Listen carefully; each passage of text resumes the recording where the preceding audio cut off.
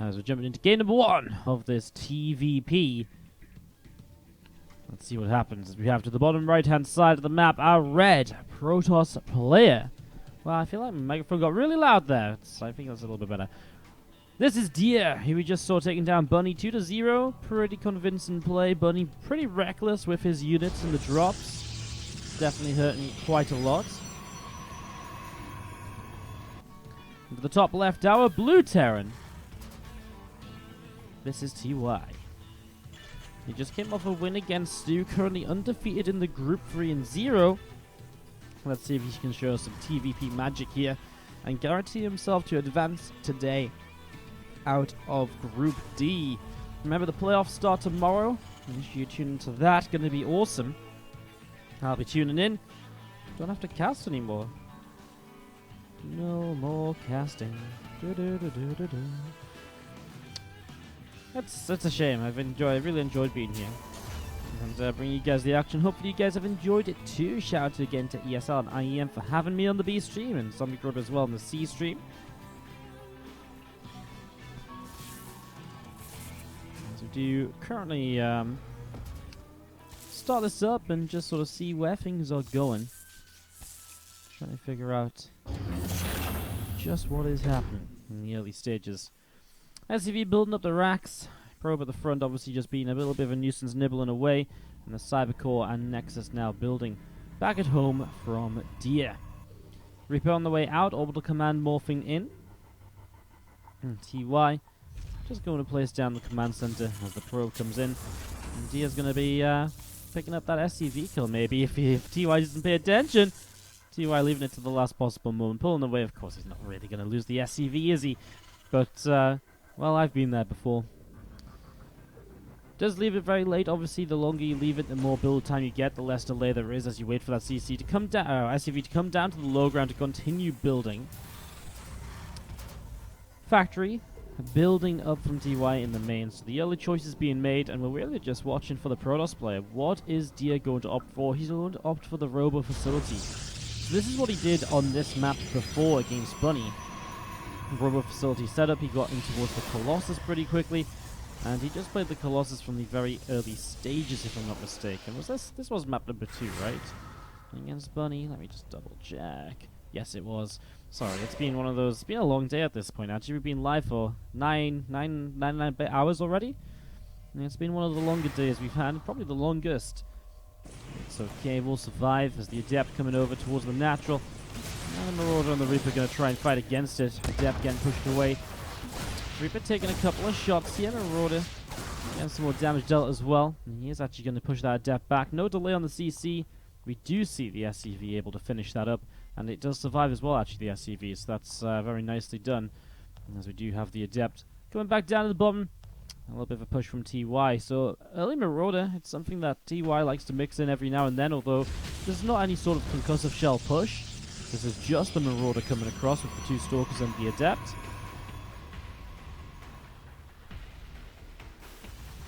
Don't mind about a pop, and the Siege Tank on the way as well as the follow-up. So already we've seen a lot of this Siege Tank early stuff in TVP, just trying to stay very safe in the early stages and to try and go from there. As we see the Siege Tank building up, a couple of Marines coming through, and the Tech Lab coming down on the Starport. As we do have a couple of assimilators from Dia hanging out on the natural expansions. They're going to be finishing up those assimilators. Probes getting to jump in and mine some of that gas. As the Siege Tank is about to complete. A couple of Marines popping out as well. All of this so far looking pretty good. Forge and the Twilight Council dropping down. The Raw Prism on the way out as well. Nice scan. Just pushes the Observer away and picks up the kill. That's 75 gas down the drain for our Protoss player, unfortunately. Now this is a faster Twilight Council and a Forge than what we saw in game number 2 against Bunny. So with the Twilight Council at this sort of time, I do expect this to actually be Blink, right? Rather than just going straight into Charge and Colossus.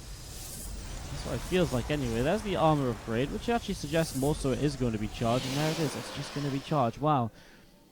Well, last game I was just really surprised that Dia didn't have Blink, and I really feel that was something he was missing out on. Drops a very fast Temple Archives. Okay, so this is not quite the build that I thought it was. As the Temple Archives comes up, going to rush straight up in towards Storm. No Colossus at all here. It's definitely different. So DIA switching up game to game. It's fun to see. Obviously, just keeping it fresh, keeping it different, and keeping TY guessing. Have to, make sure TY keeps on scouting, figuring out what is going on. So a couple tanks down to the low ground. The Liberator on the way up in the main from TY as well. Scan to the bottom right, just trying to pick up some info on that natural. Here's the third base coming through now from Diaz. The extra gateways will power up. The Storm coming in. It's going to be a big push very shortly from TY. He'll have that Raven involved. Oh, I love it. Finds an Observer out the front. Great pick-off. Great catch. Very nicely done.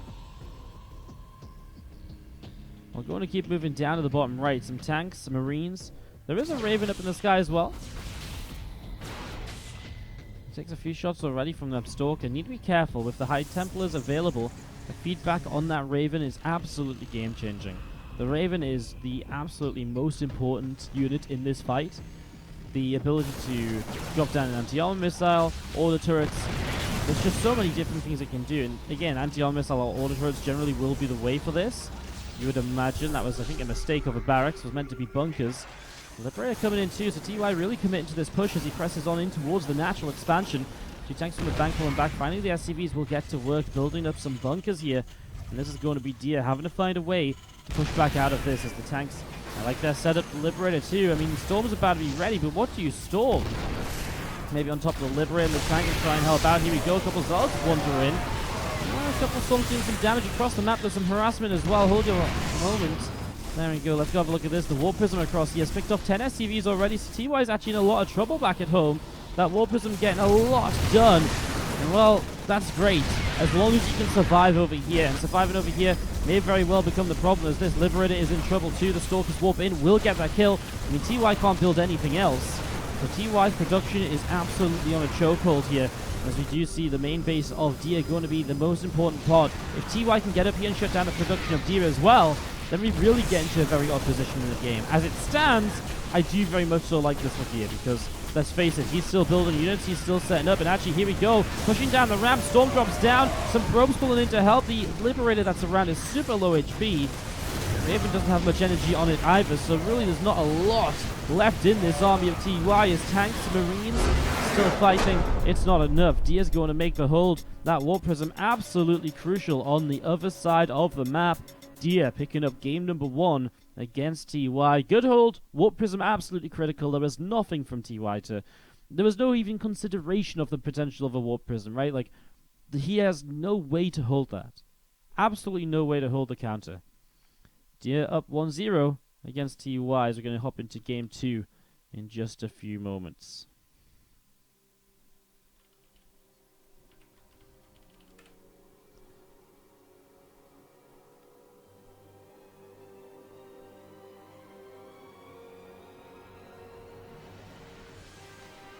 Alright, game 2 in a few moments time. Just waiting for our invite in. I don't want to jump in the lobby if it's the wrong one, is all. I feel like I'm the only one that's not in the lobby already.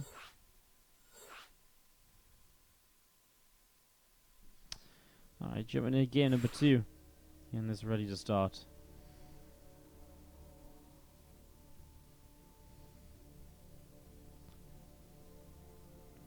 TY down by 1. Let's see if he can bounce back as we go into Automaton here. Right, it's tough, man. I mean, you come out with this cool little build, it's all looking good, then a Warp Prism shows up and just ruins your day. If that Warp Prism isn't there, then TY obviously just has so much more time to sit back, slowly push in, deal damage. It really forces Dia into a fight. Obviously, as it stands, I mean, then TY has to unsiege and push forwards, and then he's pushing into a fight without reinforcements coming, and it's obviously just not pretty. Everything kind of goes wrong at that point. So let's see what he can do in game 2 as we have to the bottom left-hand side our blue Terran player, TY. Up against the red Protoss, this is Dia. There's a game number 2.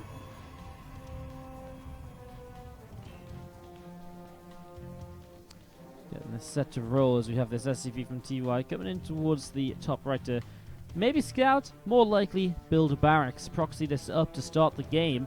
It's going to be a Rax right up close to this main base. A lot of space here to lift this racks up and potentially drop it down in the main base as well. Now, TY is friends with Special, and Special was doing this build for a while where you lift up the barracks and you go and put it in the main and build a Ghost Academy, but not if the barracks get scouted this quickly, and that's really, really bad for TY, because I don't know if this barracks finishes. It's going to be really close, yeah. Cancels it, builds it back at home. Well, TY has to cancel his racks, and that's already a big start for Dia here. You will obviously see it cancel as well.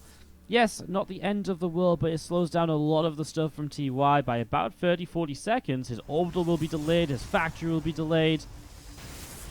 And TY, again, definitely looking to lift up the racks and to put it up in the main base, I think, by building it right here. But that's why it was so close.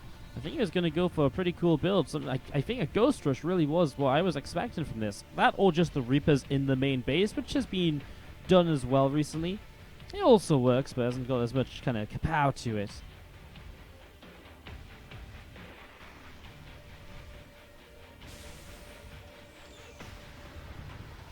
SCV chase back to the bottom left-hand side. Probe going down to try and delay the command center as well, excuse me.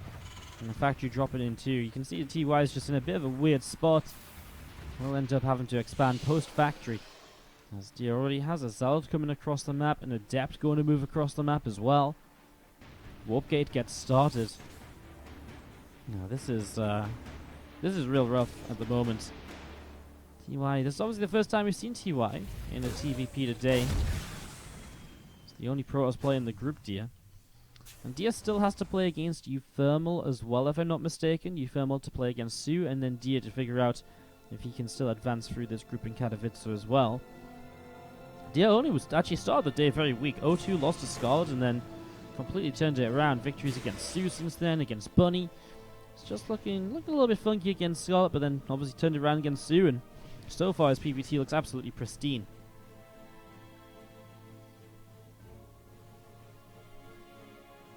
Stargate about halfway done. As we do see the Stalker dealing a lot of damage to this Reaper. Reaper will go down. As the Reaper falls, we see the Adept and the Zealot up on the high ground. Adept going to pick up the SCV. Widowmine trying to target one of these units here. The Adept going to shade away. A nice attempt of the trick. The idea being the shade happens as the Widowmine shoots. It was good timing from Dia, but unfortunately the Widowmine unburrowed. I mean, unfortunately, good play from TY as well, countering what Dia is trying to get done as he builds the command center up on the high ground. Oracle on the way out. As we do see the Adept just poking forward, seeing what's up. Tries to set up that Widowmine again, but was a little bit late on sending it forwards this time. A little bit of a bad timing, unfortunately. Medevac loads up, Widowmine and a few Marines heading in towards the upper right side. Oracle flies past, heading towards the main base, and the Stalker, Adept, and the Zealot gonna go back home as well. So Oracle coming through, Widowmine does not go off. Wow. It was moments away from going off. He's been locked on. These Widowmines have been locked onto this Oracle for so long. How is it not dead? I have no idea. Very, very frustrating moment or two. As you see drop in the main base. TY with some counter pressure. A couple Stalkers to defend initially. Widowmine getting burrowed. That's where the probes are going to have to start being a little careful. That's a dead Stalker. Gives up the higher health one too. A little bit of mayhem there. And Dia not dealing with it brilliantly, but does end up pushing it away. Only one probe loss. I say doesn't deal with it brilliantly. Only one probe loss is still pretty good, of course. Just losing the high health Stalker, I think, is definitely more of a mistake than you'd like. Well, two Oracles now coming through, and there is a Widowmine hidden, and that is a dead Oracle this time around. Finally, locks on long enough to get the kill. So, okay, a better couple of moments here, at least from TY, sorry. You know, definitely looking a little bit better, looking, you know, things are brightening up for him a little bit. As TY goes into more Marine, Siege Tank, Liberator, all of this coming out as the orbital command from the main base floats on down, and finally, we have a natural expansion from TY. Now, while the last maybe minute or so seems a bit more hopeful from TY, I come out of this and I look at the worker count, and I see a 14 worker difference. That's an insane eco lead for Dia. I mean, usually 8 to 10, maybe, is okay for the Protoss, if the Terran has double Mule, remember? But this has obviously been orbital command on the natural that hasn't been double mulling as well, because it hasn't been an orbital. It was delayed. That plus the fact it's obviously a few more workers than usual, and DS seems to be very confident just pushing up in towards the third Nexus. Using the Stargate for more than just the Oracles too, going into a few Phoenix, already has 4 of them on the map. And really helps to shut down a lot of the potential aggression that we could see out of TY. As we do just see TY mining away with a couple of those probes as the third base gets set to go. Phoenix lifts up a Marine, Marine gets shot down, Charge now building on the Twilight Council. And the Liberator from TY coming up through the top side, ready to siege up on that third base in the next few moments. Things coming over in the medevac. Get shut down pretty quickly. No real love lost there. Phoenix getting the job done as Liberator sieges, and the probes starting to get picked off pretty quickly. So 3 workers down already. You do now see the rest of those probes just getting back to mining, and Phoenix Oracle from Dia going back up to the top. That Liberator going to be under fire pretty much right away. So Liberator taking some shots there, gets taken down. Extra gateways on the way up from Dia in the meantime. Just feels like anything TY does, these Phoenix are just shutting down pretty heavily. There's a lot of Phoenix as well, even going to commit into +1 flyer attacks for them. So really, really committing into these Phoenix at the moment and getting a lot done. As we do see Marines, a tank, and a medevac. Still the same little force trying to push out onto the map. There's a third CC coming up from TY, who is looking to play a more macro-oriented game then. One Widow Mine still in this mineral line in the main base. Currently the Phoenix is picking up Marines, shutting down reinforcements. That's a Widow Mine kill. Nice shutdown, nice pick off. And still TY in the middle of the map, and what do? DSE's every movement you make with this army, so you can't really go across the map and attack, right? Not unless you're really confident that the size of your army is going to be good, but I don't think it is. I don't think anything about the size of this army is very promising at the moment from TY. Dia now on a 19 worker lead after this Phoenix harassment as the Marines getting lifted up. At least TY is going to have the third CC to work with soon, as that's a dead medevac as well. Does lose 1 Phoenix in fairness, so did commit in there quite hard as this Phoenix actually comes in. He's just having a look, see like, oh cool, so this is what you guys have been up to. I was actually building in the Stargate still. Finally joins up. Still more Phoenix on the way out. A lot of Zealots is really just Charge Rocks and Stalkers, not your traditional kind of Phoenix. A lot of the time if you go this heavy Phoenix, you see Colossus come out pretty quick, and the Phoenix used to protect the Colossus, and maybe that's what we head into in the end here, but for the moment it really is just very Zealot heavy. And very much so kind of like, I'm just going to swarm into you kind of mode, right? Like if those Zealots just jump on this army right now, I feel like they just charge in and like, and they just kill everything. Especially because they got +2 armor on the way up. And maybe there is something of a timing to be set up there. There's another medevac getting caught up. So, I mean, these Phoenix, good. Last minute split. Does lose a couple. Finally, some damage dealt as gained by TY. That's going to be another dead Phoenix. Doesn't actually get that Widow Mine either. Gets it now and does get away. But overall, again, is okay, now the Phoenix cannon is really taking some hits. A lot of Widow Mine connections. Okay, well, that's hopeful for TY. That's something, right? It's a start. If only he hadn't lost so much while it was happening. Resources lost, a little bit favorable to Dia, nothing too crazy. It's just the fact that this income was so heavily Dia favored throughout the game. That's what's getting me worried, is Dia pushing out now. I mean, +2 armor is done shortly. I really feel with +2 armor, this army here is going to completely overwhelm this army of the Terran play. I mean, so many Marines taken down as well, so the Phoenix really getting rid of those units which can deal a lot of the damage to the Zealots. Picked off a few Widow Mines already as well. And if you use these Phoenix to set off some of the Widow Mines before the fight happens, that's also going to be pretty hopeful, I think, as this Observer sees this Widow Mine too. Another one dead before the fight. I mean, this is going to be tough. A little bit of biosims after the Phoenix. The Zealots are set up on the low ground. Looks like we're going to back away though, Dia. He's got Storm on the way. I mean, no reason to rush into this. He's looking pretty great. Although I still feel like he's got a strong time, and you don't want to give the Terran too much time to maybe find a way back into it somehow. Kind of set up in the meantime as well. Here come the Phoenix down to the bottom. Marines simming around.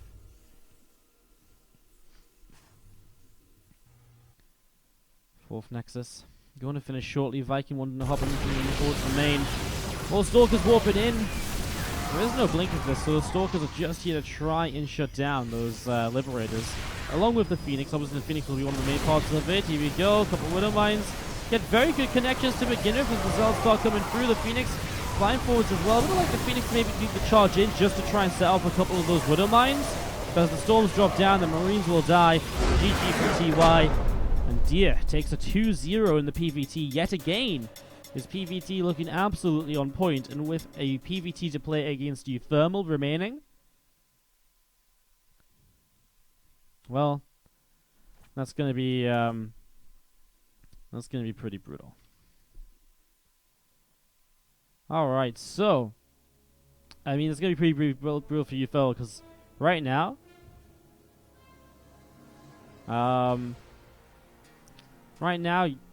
Deer looks really good in PVT. Looks really good in PVT.